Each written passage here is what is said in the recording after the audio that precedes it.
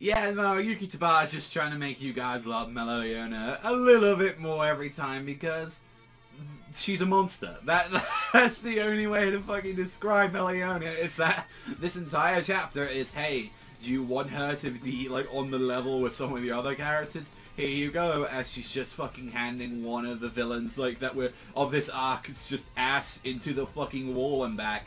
So, one thing as well I can happily say as well is that we do not have the issue of last week's chapter where it was pretty much unfinished for the most part. So I'm happy about that. Like, if anything, it was like, oh, they actually, you know, it seems like now Tavai had a little bit more time to actually finish off this chapter, which I'm a little bit happy about, because it's like, it's one thing where it's like, it kind of takes you away from some of the chapters going, like, further for it, but even throughout all of this, it's like, a lot of this chapter to me was more like, hey, let's just, like, love Meloleona at all. It's like, hey, viewers and all that, and readers, you love her, right? Look at Asta, like, whoa, she's so cool. And of course, that's how they normally do it, where it's like, you have the main character, like, praise a brand new character, and it's like, let's see a bunch of their highlights, but it's like, it works because she's a badass bitch. So, like, overall, like, we get to see a lot of her going down, and at least we get to see more, like, why this imitation magic's a little bit more fucking serious than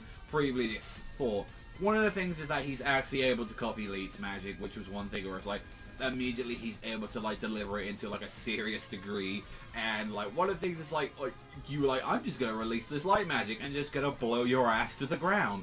But, like, Meloleona is too fast and has too much, like, just brute strength. Like, immediately it was just like, what the fuck is going on? And it seems like from what we got told with Leet, like, Leet has to actually touch your Grimoire to use his imitation magic, so that sounds like a problem, like, if anything, for him. That's why he knows some of them, because, like, you can see immediately he's able to do, like, the Violet Orca's, like, magic. He's able to do, like, imitation magic of the Water one. Like, she's like, he's able to do a bunch of stuff. We didn't seem like he was able to do stuff from, like, his other members of, like of the Third Eye. Like, he was able to do the Salamander Breath, like, all this stuff, and it's like, he has a pretty goddamn interesting ability. And from what we got to see Azora as well, when he was talking about that, he's like, I've got a grasp of, like, this guy's power right now. Is that his imitation, like, it's down to the element, and it's truly fearsome, as he's able to use any element, any kind of ability what he wants, like healing magic, like fire, wind, or, like,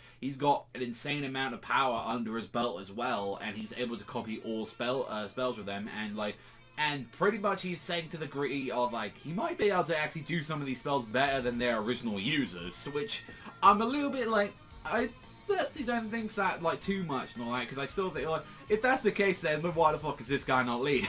Like, if anything. But the problem is that he has a major flaw with this, is that he's activated a magic, he's unable to use another element at the same time, so he had to release his invisibility so he can use the attack. Same thing when it's like, if he wants to keep healing himself, he's going to have to let go of something else. So there's a problem. Like, he's able to, like, use one element at a time, so in a way he has a lot of versatility, but he can also be predictable at the same time, where it's like, you know, if it's at least one spell, you don't have to worry about two things. Maybe if he actually exports some little bit more power, he might be able to surpass that a little bit, because I still think they're still going to need to do something with him, because it is the Meloleona show, where she has just been fucking annihilating him. And one thing that kind of made everyone lose their shit a little bit, I remember that because I read the little bit of the spoilers, is Lyra pulls out Asta's sword. He pulls out an anti-magic sword, and it's like, wait, what? Like, he's an imitation guy, but, like, what in the actual fuck? Like, can he actually do shit like that? And it's like, no.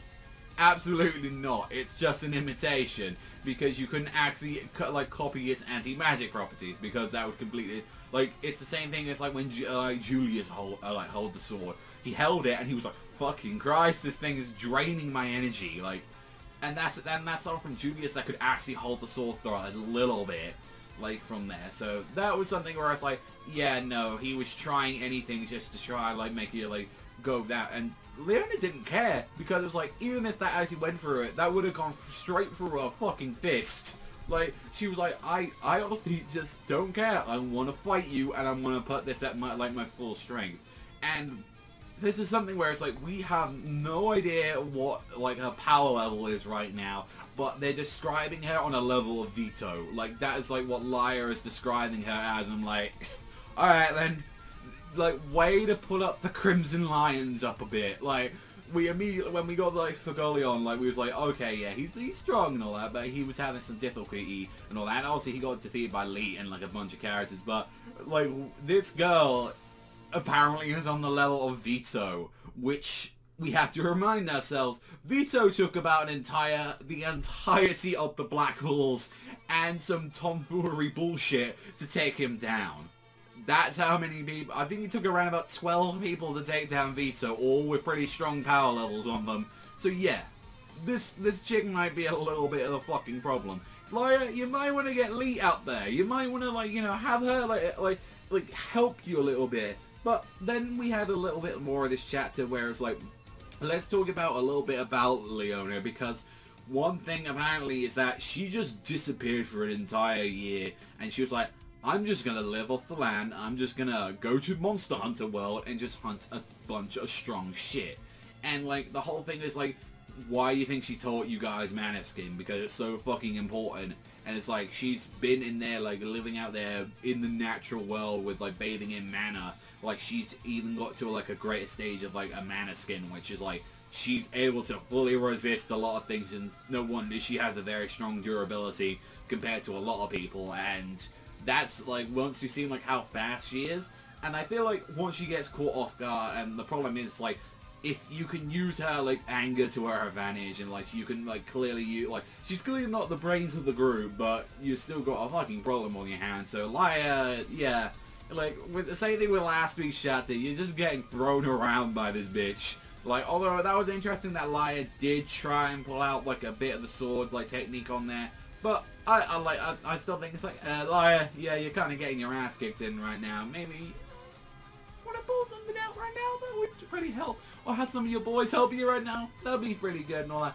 And plus as well, like, from what we go see, you've got a little bit of this backstory as well, talking about that, which is a real depressing thing, because Lee is just saying, like, you're kinder than anyone else and all that, even, regardless of kind of, like, what the sort of persona you put, like, behind you, and saying, like, even though you're magic and all that, you truly care for others, because, like, you imitate something to, like, such a perfect finesse and everything, that you truly care about things, and it's like, he's like true, like, he's a character that clearly does not try to show his emotions a lot of the time, and yet, like, he's like, you know, Lee was truly kind to me, and yet you tricked and killed everything that was around me, and you can see him that he's losing it a little bit. So maybe this might be the point where, yeah, Lee, pull out everything and all that. Like, Lee, you might want to come out here and help your friend Laia, because Laia's getting his ass handed for the most part. But overall, yeah, I enjoyed this chapter. But yeah, they are definitely giving Meloleona saying, yep, let's just put her in there. People love her, and there we go, solidified the character right there. So they're doing that with her. But overall, let me know what you guys think in the comment section down below. That's all from me though. Thank you as always for watching, and I'll see you guys though next time.